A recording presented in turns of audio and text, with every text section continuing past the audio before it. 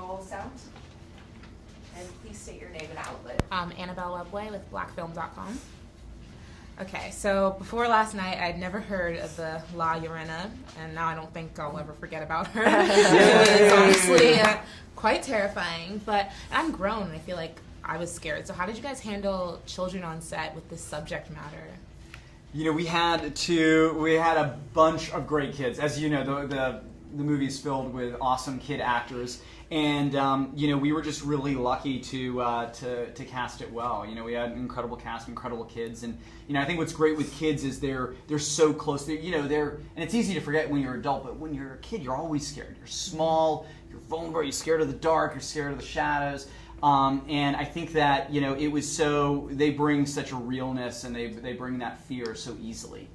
I also think that Marisol, who plays La Llorona, she is such a wonderful person. Mm-hmm. That she went out of her way to make sure all of the kids felt comfortable with her enough to believe the makeup and all that still, but just that they didn't feel scared of her as a human being offset. So I think that helped. But the kids were such great actors that they could still play that they were scared. And I just tried to scare him every chance I had. He really Yeah, did. Fair. Get them in character and vibes. So in the film, La Llorona, she has an incident where she becomes very jealous and does something quite bizarre. Not the typical way you react to infidelity, but have you guys ever done something crazy in love or crazy out of jealousy? What's the craziest thing that's happened? Linda? I'm trying to think. God, I have to search my brain for a while. I remember when I was like 11 years old, I had a crush on a boy that lived 10 floors below. And he started like having a little thing with another girl, and I wrote him a letter. And then I told him, I said, stick your hand outside. And I literally put the letter in one of those strings and brought it down 5 floors from my window. And he grabbed the letter. He grabbed the letter. And then I was like, how can I get it back? Oh my God, he wasn't even in love with me. I up until today, I regret sending that letter to the She killed boy. him. Oh, yeah. Only it was not internet. It was through the little string. That was email then. That was email then. What about you, men? Yes. No, I'm a You're lovely perfect. person. Nothing too out of this world. So with this, there's such a heavy cultural significance to this story. So how do you think this film treats that with respect to the history and everything behind it? It's very true to the legend of La Llorona, and it's very respectful, and it's very frightening because they really do capture the story of La Llorona that we grew up with, which is really important to our culture.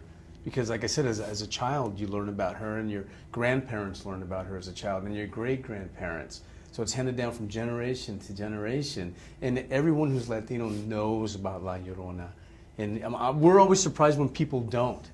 Because she's like our Frankenstein. She's like she's a supernatural being but she really did exist. And there's so much respect for her, and it's almost like we felt her on set all along. It's like she was there making sure we were doing good by her. Wow. She was there. Yeah, we did a lot of research, and you know, we love this legend. This has been around for hundreds of years. It is scary as all heck. You know, I think that you know, everyone came to it, you know, from a place of respect and excitement. You know, this is, you know, she is one of the great horror monsters, the great, you know, spooky stories. So it's she deserves her place in cinema. Yeah. After wrapping this movie, obviously it's so heavy and kind of dark. Was there anything that you guys, like any rituals you guys put yourself through to kind of cleanse yourself of the darkness and the scary vibes that were on set? The rap party? Well, there's actually a cleansing that you do with sage to get all the negative energy away from you with Palo Santo and sage, so that you get it off of you, because you really do feel it when you're on the set and dealing with this negativity all day. You know, you're basically calling it up. Like, hey, what's up, negativity? I just feel like she's still there, though. She's still there. She's watching all this process all along, because she has to make sure every kid knows her story. She lives forever. So she's going to be with us. You can try to clean yourself from evil or bad stuff to happen, but she's there. There's that energy, and you feel her. Yeah. It sounds like you're less scared of her and more like respectful. It's like No, respect out of I'm- fear. Yeah. Well, because that's what you grow up with. Yeah. But it's almost like, okay, I can't. You're gonna listen to you, but maybe I can become your ally, and just make sure you don't hurt us, and we're doing good by you. Well, the worst thing to think about is a mother who kills her children. Yeah. that's a very scary thought. Yeah. It's Yes. the worst pain in the world. You know, I was saying in a lot of horror films, you see teenagers get it because they're behaving badly or whatever.